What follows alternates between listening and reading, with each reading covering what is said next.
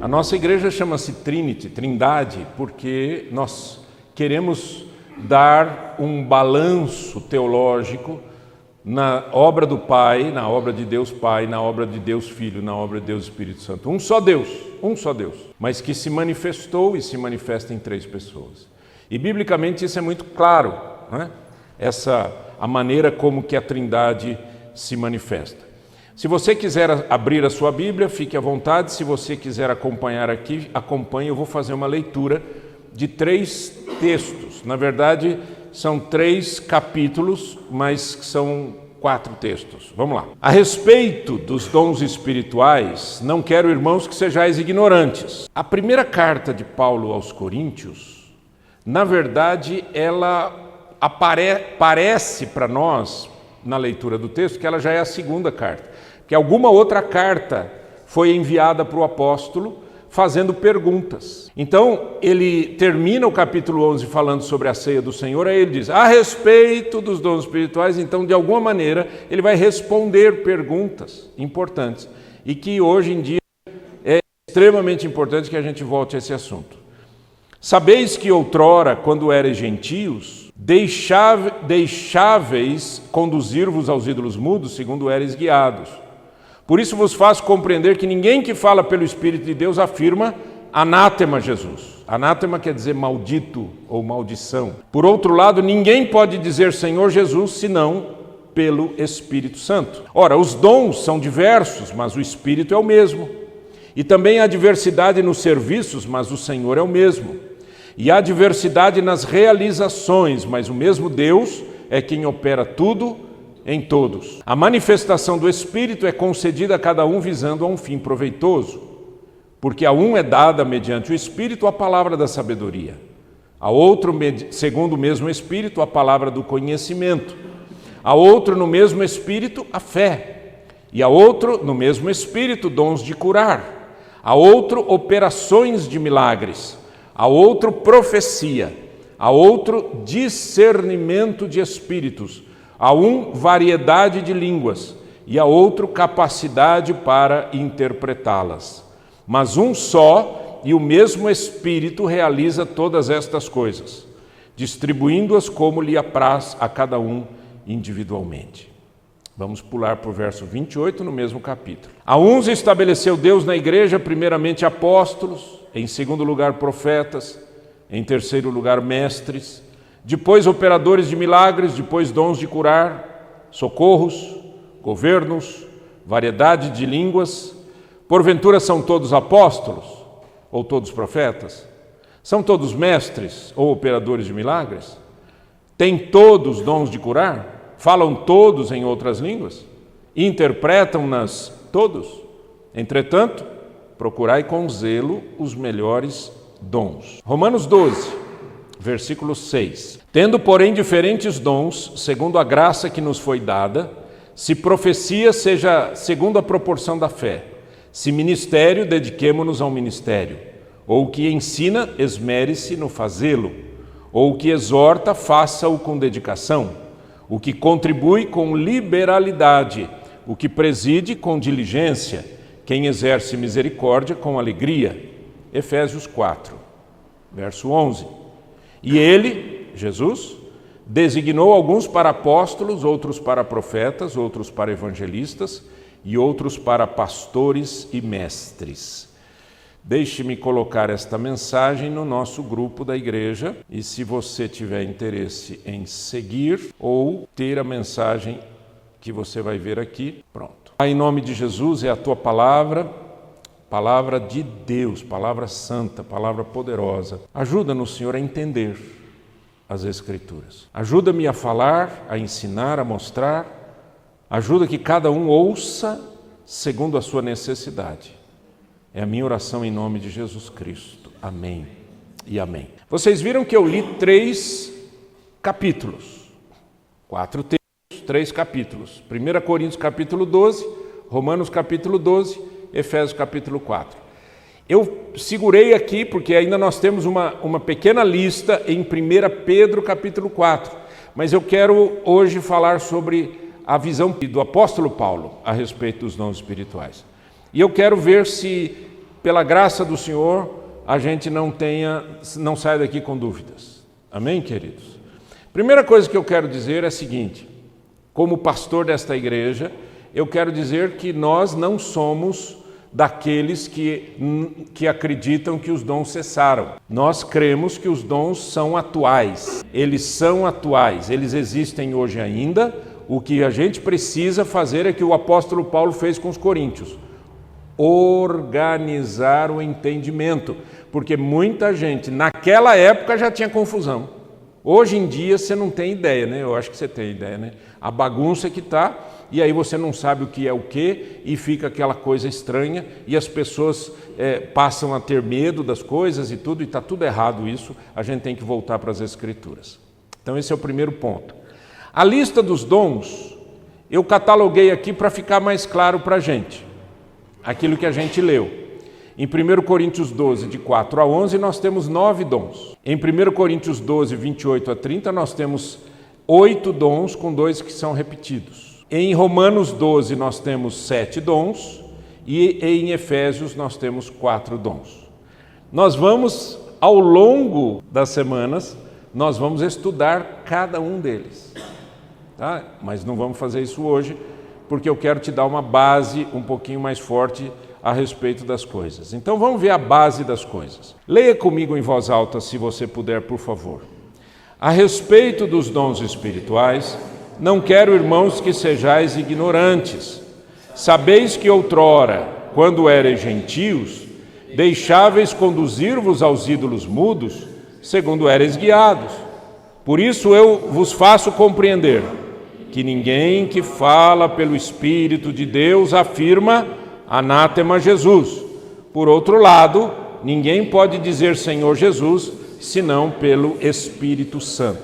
A base toda está aqui. O apóstolo Paulo, ele diz assim, porque parece que o texto, ele diz assim no verso 1, a respeito dos dons espirituais, não quero que sejais ignorantes. Aí ele vai continuar falando de dons no versículo 4.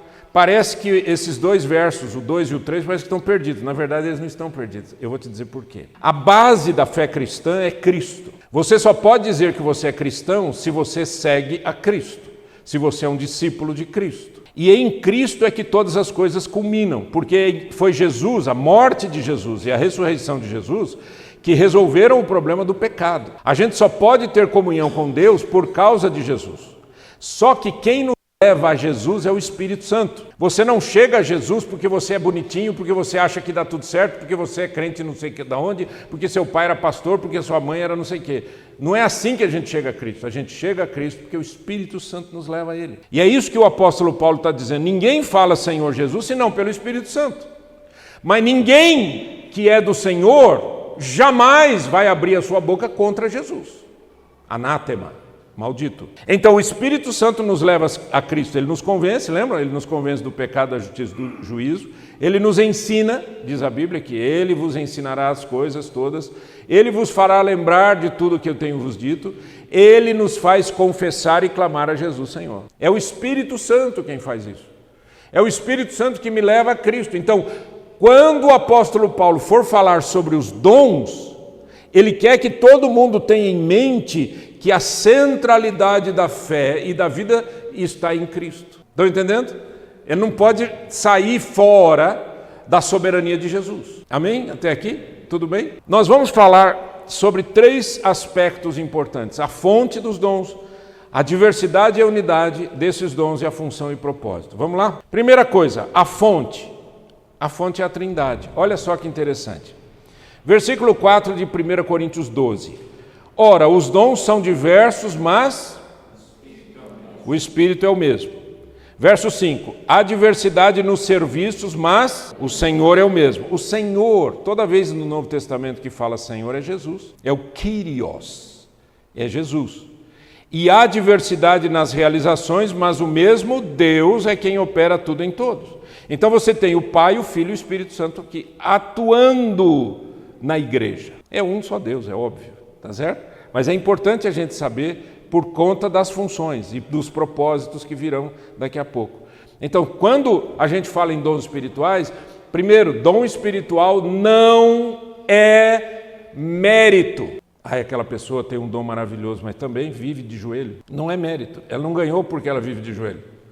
Ela ganhou porque Jesus, na sua graça, infinita bondade e misericórdia, o Espírito Santo e o Pai Celestial é quem fizeram isso. Deus é quem faz isso. É Deus quem nos leva ao Senhor. É Deus quem nos dá essa bênção. Dons espirituais são ferramentas. Dons espirituais não são medalhas de honra ou mérito. São ferramentas na obra de Deus. Enquanto a gente não entende isso, a gente começa a achar que aquela pessoa que tem um dom X é melhor do que a outra pessoa que não tem dom nenhum, ou que acha que não tem dom nenhum, ou que tem um dom Y. Não entenda assim. Lembra que a centralidade, a fonte é a Trindade. Por exemplo, em Romanos 12, verso 3, diz assim: porque pela graça que me foi dada, digo a cada um dentre vós que não pense de si mesmo além do que convém, antes pense com moderação, segundo a medida da fé que Deus repartiu a cada um. Quem que repartiu essa fé? Foi Deus. No verso 6 ele diz: tendo, pois, porém, diferentes dons segundo a graça. É a graça que traz o dom. É o presente de Deus. Você não compra dom. Estão entendendo ou não? Acompanhem comigo, queridos, vale a pena. Você precisa entender isso daqui muito bem, porque senão você interpreta erradamente como muita gente interpreta. Em 1 Coríntios 12, 28, a segunda parte do capítulo 12, ele diz: a uns estabeleceu Deus. Quem estabeleceu essas pessoas na igreja foi Deus. Então você tem, novamente, o Pai. Em 1 Coríntios 12, 4 diz: ora, os dons são diversos, mas o Espírito, falando do Espírito Santo. E em Efésios 4, não sei se você já percebeu isso, mas que diz que a graça nos foi concedida a cada um de nós segundo a proporção do dom de Cristo. Pois, por isso, diz, quando ele subiu às alturas, levou cativo o cativeiro e concedeu dons aos homens. Aqui é Jesus quem concede esses dons. Tudo bem, gente? A Trindade trabalhando, servindo, trazendo para nós esses dons espirituais. Vamos falar então um pouquinho sobre a diversidade dos dons, né? 1 Coríntios capítulo 12, verso 4 diz assim: ora, os dons são diversos. No verso 5 diz que o que é diverso são os serviços. E no verso 6 diz que o que é diverso é a realização. Pensa no seu corpo. Olha para a sua mãozinha. Olha para a sua mão. Eu sei que você conhece ela. Tem algum dedo igual ao outro? Não. Os dons espirituais, eles são assim. Os membros do corpo são assim. A minha mão é diferente da sua mão. O meu dedo é diferente do seu dedo. Meu braço é diferente do seu braço, e o meu braço é diferente, o meu braço direito é diferente do esquerdo, e o meu braço é diferente da perna, e assim por diante. Isso é diversidade. E aqui o apóstolo Paulo está dizendo que os dons são diversos. Não existe um dom só, são vários. Mas também os serviços são diversos. O que ele faz, o que o dom faz é diferente. Se você abrisse aqui, agora, uma caixa de ferramentas, você veria ali um monte de ferramentas, certo? Cada ferramenta faz uma coisa diferente. Eles são ferramentas diversificadas que operam diversamente. Ou seja, se eu preciso de uma ferramenta, eu tenho que usar aquela ferramenta, não posso usar outra. E aí ele diz que as realizações, o que produz isso tudo, também é diferente. Nós, seres humanos, somos absolutamente craques de empacotar as coisas. Nós gostamos disso. A gente acha que as coisas de Deus também tudo na caixinha. Elas têm que acontecer desse jeito, que eu aprendi assim, na minha igreja era assim, meu pastor falou isso, meu pastor é doutor, ele falou isso, aí bota numa caixinha. Não, eu aprendi isso com meu pai, eu aprendi isso não sei o quê. Não, eu li um livro. Você já leu a Bíblia? Volta para a Bíblia. Não encaixota nada, porque Deus não pode ser encaixotado, Deus não pode ser limitado. Você não limita nem os dons. Nós vimos lá 28 dons, naquela lista de Paulo, tem mais alguns em Pedro. Mas Deus não pode agir de outras maneiras, como Ele quiser? É óbvio, porque Deus é Deus. Mas eu tenho que entender a diversidade dos dons, a diversidade dos serviços e a diversidade das realizações. A maneira como Deus faz é distinta. Segundo, a distribuição dos dons. 1 Coríntios 12, 7. Eu preciso que você leia comigo esse texto aqui. Dá para ler aqui? Lá. A manifestação do Espírito é concedida a cada um, visando a um fim. Deus é quem, pelo Espírito dele, pelo seu Espírito Santo, é quem distribui os dons. Essa distribuição é dada com objetivo próprio. Tem um fim, é importante isso. E no verso 11 diz, mas um só e o mesmo Espírito realiza todas essas coisas, distribuindo-as como lhe apraz a cada um individualmente. Ok. Existem duas questões aqui que são levantadas por muita gente, né? Eu já tive dúvidas sobre isso e orei, pedi misericórdia, fui estudar para entender um pouquinho mais. A pergunta é, eu tenho dom ou eu tenho apenas a manifestação do dom? Depois de ler bastante esses textos todos, fica claro que você tem manifestações e pode ter o dom permanente. Você tem manifestações e pode ter o dom permanente. Olha que interessante. A manifestação dos dons é pelo Espírito Santo. O que é a manifestação dos dons pelo Espírito Santo? Vamos pensar, humanamente falando, limitadamente falando, mas vamos pensar de novo na caixinha de ferramentas. Você precisa bater um prego na parede. Você precisa do quê? De um martelo. Você precisa prender um parafuso, você precisa de uma chave específica que é a cabeça do... Certo? Quando a gente morou no Canadá eles inventaram um parafuso que a cabeça não é nem Phillips e nem aquele risquinho. Ela é quadrada. Só uma ferramenta cabe ali dentro. Ela tem que encaixar e abrir. Senão não tem jeito. Não adianta você querer apertar um parafuso com alicate. Certo? Os dons espirituais se manifestam na igreja de acordo com a necessidade no reino, na edificação do corpo, para ajudar as pessoas, para a glória de Deus. Isso é a manifestação do Espírito.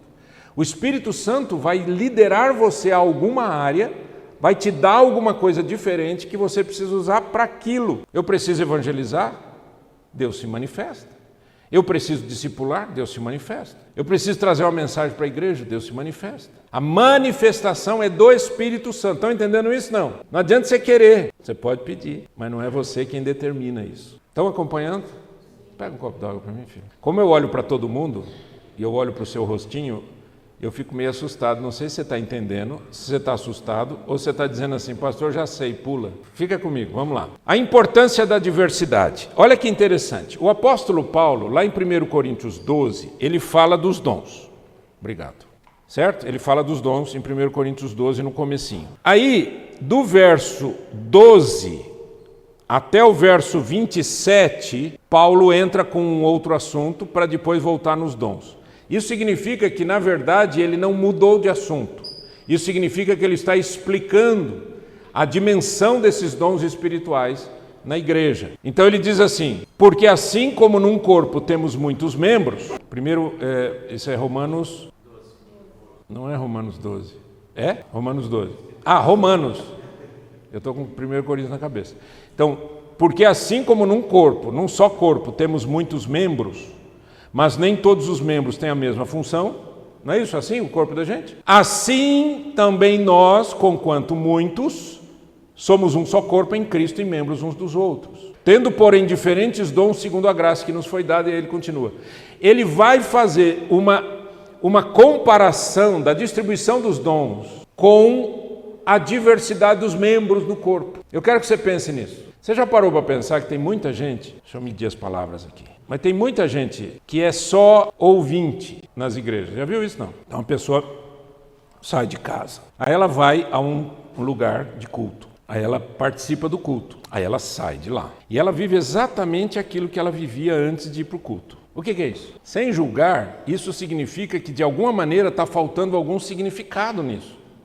Eu não estou tendo significado. O que é o culto? Quando você sair daqui hoje, o que tudo isso que a gente está conversando vai ter de significado para você? Só tem um jeito de você saber. Qual é? Se você buscar, se você pedir, se você conversar com Deus, se você voltar a ler mais a Bíblia, se você disser, eu preciso saber qual é o meu lugar no corpo. Eu preciso saber qual é o meu lugar no corpo. O que a gente não pode, gente, é achar que é assim, sabe? Porque isso é no mundo. No mundo é assim.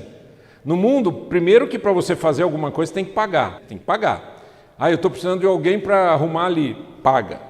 Ah, eu estou precisando de uma equipe de som e imagem. Paga. Eu estou precisando não sei o quê. Paga. Sério? No mundo é assim.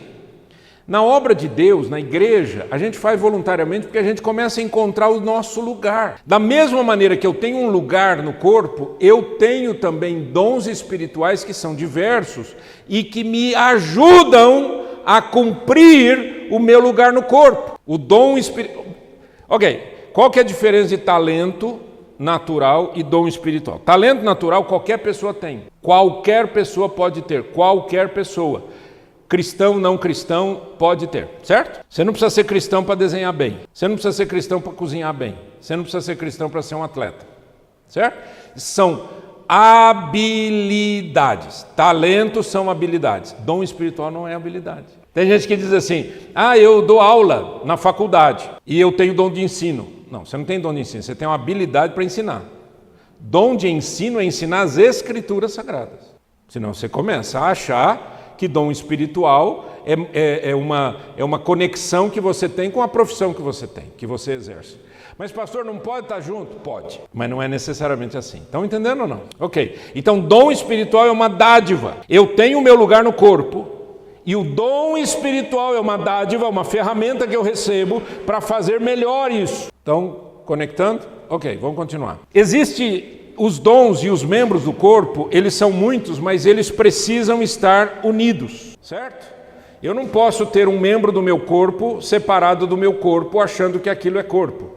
Se o membro do meu corpo for separado do meu corpo, ele morre. Não faz muito tempo que eu descobri que uma pessoa, quando ela amputa perna, braço, precisa fazer enterro. Sabia disso, não? Não pode jogar ali. Tem que enterrar o braço, enterrar a perna. É estranho, né? Triste demais.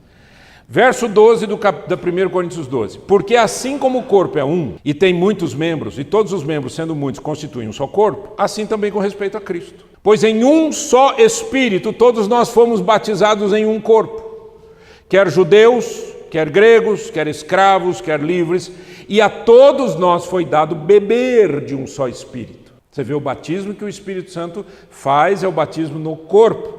Ele me conecta ao corpo. Uma vez no corpo, eu preciso beber do Espírito. Eu preciso ser dirigido pelo Espírito. Eu preciso ser guiado pelo Espírito. É aquilo que Paulo fala em Gálatas. Eu preciso andar no Espírito. Porque também o corpo não é um só membro, mas muitos. Então, olha, eu tenho diversidade e eu tenho unidade. Não existe membro do corpo sem conexão ao corpo. Por que a igreja local... Ainda que ela tenha os seus defeitos e as suas dificuldades, por que a igreja local é importante na nossa vida? Porque é onde eu expresso o meu lugar no corpo. Porque eu não fui batizado por um Espírito nesta igreja. Eu fui batizado por um Espírito no corpo de Cristo. É o chamado corpo invisível. Ou seja, eu não sei, eu não sei quem são os cristãos e eu não sei onde eles estão. Mas esse é o corpo de Cristo, só tem um. Mas a igreja local é a expressão, a minha expressão do meu lugar no corpo. Porque se eu não expresso isso, eu não cresço. Se eu não coloco em prática o meu lugar no corpo, eu não cresço. Se eu, como membro do corpo, eu não aplico as verdades de Deus na comunidade, eu não cresço. Entenda isso. Você não cresce na frente da televisão. Você decresce. Pode até ser pregação. Você decresce, você não cresce porque você não tem como aplicar as verdades de Deus. Eu tenho então diversidade, diga comigo, eu tenho unidade e eu tenho interdependência. O que é interdependência? Quando a minha mão, para a minha mão poder exercer o que ela precisa exercer, ela precisa estar ligada ao antebraço, que ela precisa estar ligada a essa parte do braço, que precisa estar ligada ao meu ombro que está doendo, e precisa... Certo? E o ombro dói porque a gente está vivo. Glória a Deus por isso. Interdependência é eu preciso de você, você precisa de mim. Independência é linguagem de adulto, não é linguagem de criança. Criança é dependente. Você pega esses bebezinhos aí e larga aí para você ver, eles morrem. Eles são dependentes totalmente de você. Quando começam a crescer, vão entrando na adolescência, eles vão começando a achar que sabe tudo. E aí se tornam independentes, né? Até a Síria que abriu aqui o negócio. Fica independente. Ou acha que é independente. Agora eu sei, eu posso, eu sei o quê. Quando você cresce mais e fica adulto, o que você descobre? Que você é dependente do outro, assim como o outro é dependente de você. Isso chama-se interdependência. Eu preciso de você, você precisa de mim. Isso é linguagem de adulto. Crescer em Cristo, existe a fase da infância, que são aquelas pessoas que dependem da gente. Depende para ler a Bíblia. Ah, eu não sei o que eu pego aqui. Que livro eu leio primeiro? Depende. Como faz oração? Como é que é isso? Como é que funciona? Etc. Tem aqueles que acham que já sabe tudo. Eu lembro uma vez que uma senhora chegou no meu escritório, onde eu trabalhava numa igreja em outra cidade, e ela entrou e falou: pastor, eu precisava conversar com o senhor. É o seguinte, pastor, eu andei lendo uns livros e eu descobri que o senhor está errado. Eu acho legal essas coisas, porque as pessoas são corajosas. Dá para mandar esse povo lá para o Himalaia, subir a montanha, são muito corajosos. Né? Eu olhei e falei: então, ok, e o que está errado? Ah, isso, porque não é assim, era sobre o Espírito Santo. Eu falei: e você tirou isso da onde? Eu tirei dos livros que eu andei lendo. E o que a Bíblia diz? Não, mas por quê? E por causa disso eu vou sair da igreja. Eu falei: Deus te abençoe, está aqui um abraço. O Senhor te abençoe e te guarde. Sabe o que são essas pessoas? São adolescentes. Sabe quando o adolescente chega e diz: eu te odeio! E dali meia é isso aí. São adolescentes, eles estão crescendo. O que precisa tomar cuidado com os adolescentes é eles não acharem que eles são tudo, que a vida não é assim, né? E a gente tem que ter paciência com o adolescente e o adolescente tem que ter paciência para crescer, porque senão não cresce também. Quando chega na fase adulta, sabe o que a gente quer? Casar, ter filho. E sabe por que a gente quer ter filho? Sabe por quê? Porque a gente quer cuidar de quem vai ficar dependendo da gente. Mas o casamento é interdependência. Eu preciso de você, você precisa de mim. Casamento que o marido acha que é só a mulher que depende dele, está errado. E só o marido que depende dela está errado. Os dois, um depende do outro. Por exemplo, na relação sexual, a Bíblia fala sobre isso, né? Ela diz assim que o marido e a mulher não devem ficar sem ter a sua intimidade. Por quê? Porque o diabo não tente por causa da incontinência. O que é incontinência? A vontade. Por isso que a Bíblia diz: o corpo do marido é da mulher, o corpo da mulher é do marido. O que precisa? Interdependência. Eu dependo de você, você depende de mim. Que se eu não preciso de você, por que eu casei com você? Se você não precisa de mim, por que nós casamos? Na vida espiritual é a mesma coisa. Eu preciso crescer a tal ponto que eu começo a olhar para o outro e dizer: eu quero cuidar de alguém. Só cuida dos outros quem tem maturidade. Quem não tem maturidade é um eterno pedinte, é um esmoler, o dia inteiro pedindo alguma coisa. Eu já conversei com pessoas assim, que você conversa, aconselha a pessoa, ora pela pessoa e diz: agora você está entendendo? Estou entendendo, pastor.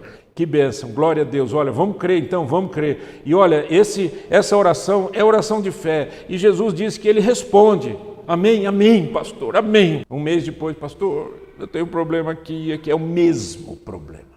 A mesma situação, a mesma conversa. E a gente, com muita paciência, faz a mesma coisa. Um mês depois a pessoa vem com o mesmo problema, a mesma situação. São infantis, não querem crescer. Porque tem adulto que não quer crescer. Esse é o pior. Você nunca viu adulto adolescente? Você nunca viu mulher adolescente? Casada com filho adolescente? Ela se veste igual uma menininha, anda igual uma menininha. Homem adolescente, mesma coisa. Não é interessante isso, gente? A gente precisa crescer, a gente precisa se desenvolver, a gente precisa ser adulto, né? E na fé é a mesma coisa, estão entendendo o que eu quero dizer? Agora, para eu crescer na fé, é a mesma coisa da fase adulta humana. Eu preciso de alguém, porque eu sei que eu preciso da pessoa e a pessoa precisa de mim. Quando eu preciso da pessoa, a pessoa me abençoa. Quando a pessoa precisa de mim, eu preciso estar bem para abençoar aquela pessoa. Eu preciso estar bem, eu preciso estar duro na fé. Já aconteceu muitas vezes comigo isso, fim de culto. Chega alguém puxando alguém pelo braço, correndo, para chegar perto de mim. Pastor, essa pessoa aqui tem umas dúvidas e eu não sei o que eu faço. Tem problema, viu, gente?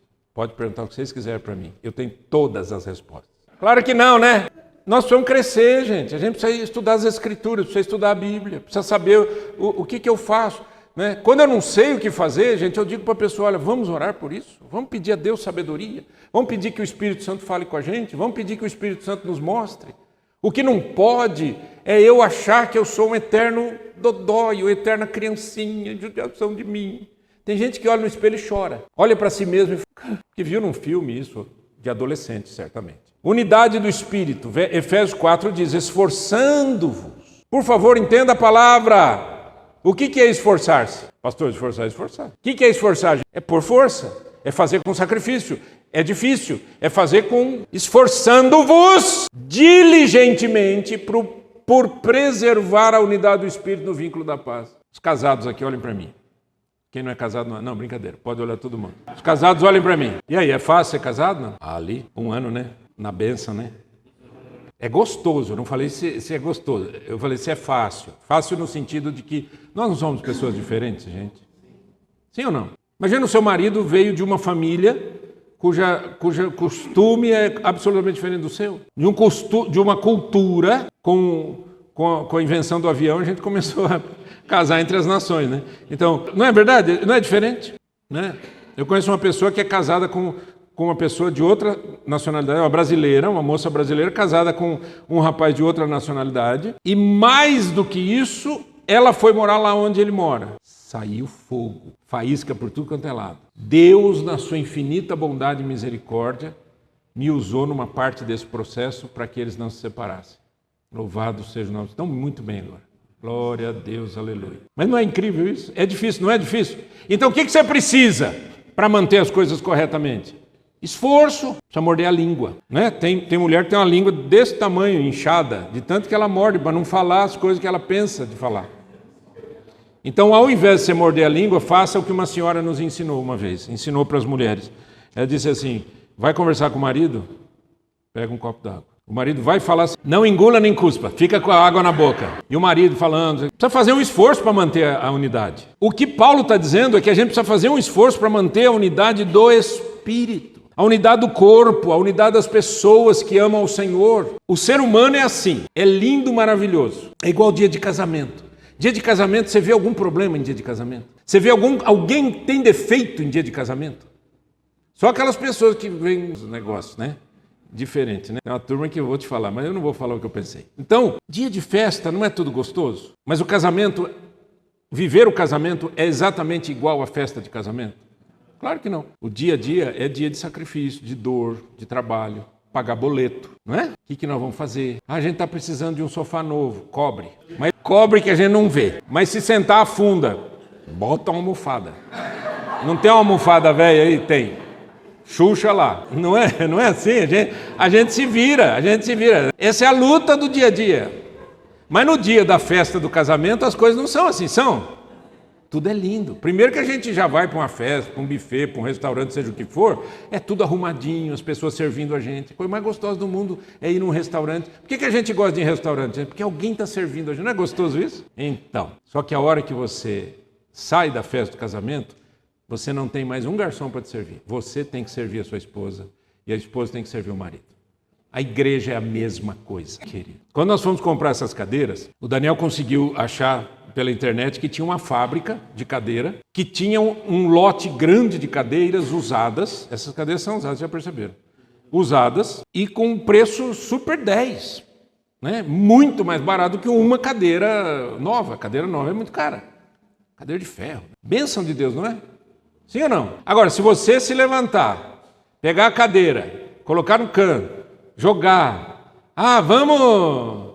não sei o que, tem essa cadeira aqui, está entortada, aperta, quebra. O que você está fazendo? O que você está fazendo? Você está destruindo uma coisa que não é sua. A gente faz isso em casa. Olha aqui para mim, papais e mamães, os filhos são nossos? A gente pensa que sim, mas não são. A Bíblia diz, os filhos são herança do Senhor, o fruto do ventre, o seu galardão. É um galardão de Deus, é um presente. Os filhos são presentes de Deus para nós, queridos. Não acho que você é dono do seu filho e da sua filha. Você não é. A gente luta, a gente trabalha, o que a gente precisa manter? A gente precisa manter o que não é nosso, na presença de Deus. Então a gente cuida, a gente ora, a gente conversa, a gente abençoa, a gente dá bronca, a gente bota no caminho. Não é verdade? Porque a gente quer o melhor para a pessoa. Por quê? Porque os filhos são do Senhor. Os filhos são do Senhor. Você pertence a Deus. E a pessoa que está sentadinha do teu lado também pertence a Deus. Até os que não acreditam em Deus pertencem a Deus. Então, sobre o que nós estamos falando? Nós estamos dizendo o seguinte, que as coisas espirituais, elas têm uma dimensão. Lembra que eu comecei falando sobre a base de tudo? É Cristo. Tudo está em Cristo. A Bíblia diz, o Espírito Santo glorifica Cristo. Se eu estou cheio do Espírito Santo, eu glorifico a Cristo, eu ando com Cristo, eu quero fazer a vontade de Jesus. Eu quero fazer o que a Bíblia ensina, eu não quero fazer o que eu acho que é legal, o que alguém falou, o que o pastor falou, eu quero fazer aquilo que Deus quer que eu faça, para a glória de Deus. Vamos terminar. Função e propósito dos dons. Eu estou procurando ser didático para mostrar para você, criar uma base, para a hora que a gente falar assim, vamos estudar sobre o dom de profecia, você já vai entender muita coisa, tá bom? Função número 1, edificação da igreja. 1 Coríntios 14, leia comigo, verso 12. Assim também vós, visto que desejais dons espirituais, procurai progredir. Opa, pastor, mas o dom espiritual não é para mim? Não, é para o outro. Olha que lindo isso, gente. O dom espiritual não é meu, não é para mim, é para o outro. É para abençoar a igreja, para edificar a igreja. Segundo, sensibilizar a igreja para a manifestação do Espírito Santo. O que eu quero dizer com isso? Aquele texto lá de 1 Coríntios 12, 7. A cada um, porém, é dada a manifestação do Espírito, visando o quê? O bem comum. Eu preciso ficar sensibilizado. O Espírito Santo me sensibiliza para olhar para o outro, para abençoar o outro, para olhar e falar assim, eu estou precisando aqui, Senhor, de uma palavra de conhecimento. Não para mim, mas para o outro. Eu estou precisando de uma palavra de sabedoria. Para o outro. Senhor, eu estou precisando de dons de curar. Para o outro. Eu estou precisando de operação de maravilhas. Para o outro. Quando a gente tem essa sensibilidade, a vida da igreja funciona de uma maneira completamente diferente. Bendito é o nome do Senhor. Propósito. Efésios 4. O propósito é que não sejamos mais como crianças, levados de um lado para o outro pelas ondas, nem jogados para cá e para lá por todo o vento de doutrina, e pela astúcia e esperteza de homens que induzem ao erro. Gente, vocês acham que ainda existe falso profeta ou já os falsos profetas já morreram? Eles estão aí. Existe falso ensino ou não existe falso ensino? Existe. Existe gente que fala o que não sabe, sim ou não? É isso. Agora, quando o maduro não é levado. Eu era jovem. Feliz da vida, olha a ignorância do jovem. Feliz da vida que eu estava cumprindo um sonho. Eu estava abrindo uma livraria evangélica. Abri. Só que era no 10º andar de um prédio. Não é lindo? A juventude é uma coisa maravilhosa. 10º andar de um prédio. Eu tinha uma livraria, era uma sala. Comprei uns móveis usados para colocar os livros. Comprei os livros, botei lá e fiquei lá sentado. Que lindo. Quem que vai passar lá, gente? Quem que vai? Tá certo que era um prédio interessante. Era um prédio em São Paulo, imenso, imenso, imenso. Passava muita gente o tempo todo. Mas, por favor, né? Estou lá eu, esperando o cliente. Passa uma pessoa e diz, tudo bem, tudo bem. Eu estou fazendo um trabalho aqui no prédio e você foi sorteado. Eu falei, verdade? Foi. Você foi sorteado, você ganhou um título de um clube. E me mostrou o clube. Bonito, bonito, gente. Bonito. Quem conhece São Paulo, gente, o clube fica, sabe aonde? Você já foi daqui para São Paulo? Qual que é a estrada que vai daqui para São Paulo? Fernão Dias? Regis? Então, ficar na Regis. Perto de São Paulo, mas na Regis. A única coisa que você tem que fazer é a manutenção. E a manutenção são X promissórias. Para quem nunca ouviu falar em promissória é uma desgraça. Você se compromete a pagar. É quase um cheque, né? Você se compromete a pagar. E eu assinei. Não é lindo isso, gente? Eu assinei. Cheguei feliz da vida para contar para o meu sogro. Meu sogro, vocês não conheceram o meu sogro. O meu sogro era um homem absolutamente organizado e financeiramente equilibrado. Quando eu contei, ele olhou para mim assim, mas ele era muito educado. Eu acho que a vontade que ele tinha era de me xingar, mas ele foi muito bacana comigo e ficou assim, começou a questionar e tal.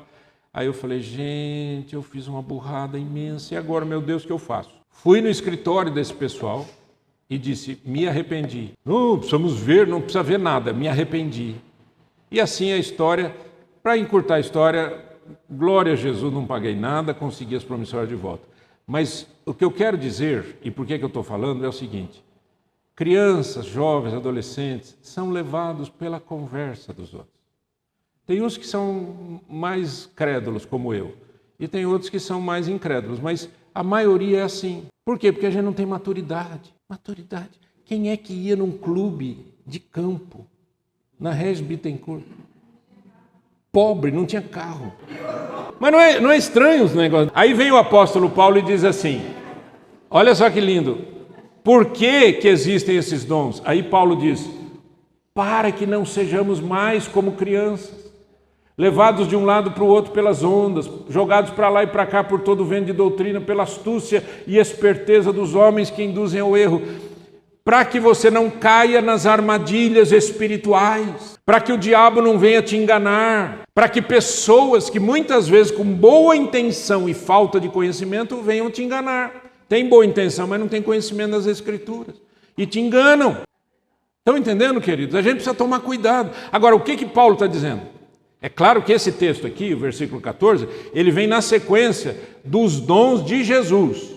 Quais são os dons de Jesus? Apóstolo, profeta, evangelista, pastores e mestres. Apóstolos, profetas, evangelistas. Aí ele diz, para que esses dons? Ele diz, com vistas ao aperfeiçoamento dos santos, para o desempenho do seu serviço. Até que todos cheguemos à unidade da fé, que todos cheguemos ao conhecimento do Senhor, até que todos sejamos maduros na fé. Então, dons espirituais não são brinquedo, dons espirituais não são para você, dons espirituais não são medalha de honra ao mérito, dons espirituais não são para você se sentir especial na igreja, dons espirituais são para a glória de Deus, para promover na igreja a edificação das pessoas e para ajudar as pessoas a serem maduras na fé.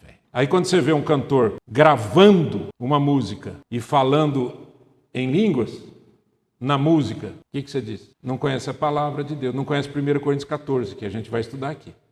Não conhece 1 Coríntios 14. Qual é a função do dom de línguas? Qual a função do dom de profecia? Qual a função do dom de apóstolo?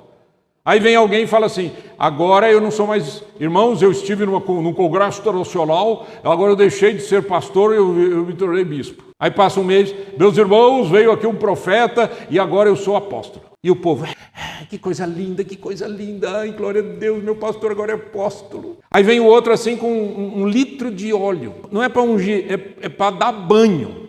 1 litro de óleo. E derrama na cabeça da pessoa e o povo entra em parafuso. O povo pula e grita e desespera, a coisa mais linda do mundo, gente. Que... Faltou estudar a Bíblia para saber o que é o dom de profeta. O dom de apóstolo, não é título. Pastor é pastor, pastor vai ser o resto do pastor. O título não cresce nada aqui, gente. Porque pastor é dom, não é título. Mestre é dom, não é título. Evangelista é dom, não é título. Billy Graham, eu tenho ouvido de novo as mensagens dele. Billy Graham, um homem morava no sítio, foi num culto de avivamento, no sítio, pastor pregou, Deus falou com ele, ele se converteu, se sentiu chamado, foi para o Instituto Bíblico. No Instituto Bíblico, o Espírito Santo falou com ele, você tem o dom de evangelista. Ele falava de Jesus para todo mundo. Aí ele, ainda estudante, ele já começou a programar eventos evangelísticos. E o Billy Graham, quando ele prega, você fica olhando assim, gente, eu sou pastor há 41 anos. Eu prego há 44, 45 anos. Eu ouço ele pregar, eu falo, Jesus, que facilidade para levar as pessoas a Cristo. Porque ele era evangelista, isso é dom espiritual, não dá para copiar. Eu fui um dos pastores de uma igreja no Canadá, cujo pastor titular, ele era músico, ele tocava teclado, mas havia uma unção em cima daquele homem de evangelista, que terminou o louvor, ele não estava tocando. Terminou o louvor, o pessoal cantou. Ele pegou o microfone, foi para frente, falou 2, 3 palavras e as pessoas vieram à frente entregar a vida para Cristo. Não teve pregação, ele pregou depois. A unção sobre aquele... E aí, sabe o que acontecia com aquele homem? Eu percebia que às vezes ele ficava muito mal. Sabe por que ele ficava mal? Porque ele era evangelista e estava sendo pastor titular de uma igreja. Um dia ele acordou e deixou o ministério pastoral para outro pastor e foi ser evangelista. Cada um tem de Deus o seu dom, mas isso não é título. Você não compra, você não ganha de ninguém, você não ganha da igreja, é dom. Eu espero em nome de Jesus que no início dessa conversa a gente chegue aonde Deus quer. Em 1 Pedro 4,10, e a gente vai orar agora, diz assim, servi uns aos outros, cada um conforme o dom que recebeu, como bons dispenseiros da multiforme graça de Deus. Vamos ficar em pé? Quero convidar você a orar, em nome de Jesus. E depois nós vamos declarar a bondade de Deus. Feche os teus olhos, por favor. Pai, em nome de Jesus, o Senhor sabe quem é quem. O Senhor conhece as pessoas, o Senhor sabe quem está aqui com as motivações corretas, o Senhor sabe quem crê e quem não crê, o Senhor sabe daqueles que estão lutando porque querem crer, o Senhor sabe daqueles que estão lutando porque querem crescer. E o lindo é isso, Senhor, que o Senhor nos conhece. E porque o Senhor nos conhece, a gente pode orar corretamente dizendo, Jesus querido, ministra a nossa vida, abençoa o nosso coração e leva-nos aos estágios espirituais que o Senhor quer que a gente tenha. Mas acima de tudo, Jesus querido, eu não quero que ninguém aqui, esse é o meu pedido, eu não quero que ninguém aqui fuja da Bíblia, mas sempre saiba que a palavra de Deus é a orientação maior para nós. Senhor, guarda o nosso coração. Tu és bom, Tu és maravilhoso, Tu és o Senhor, Tu és fiel. A Ti a honra, a glória e o louvor para sempre. Em nome de Jesus. Amém e amém.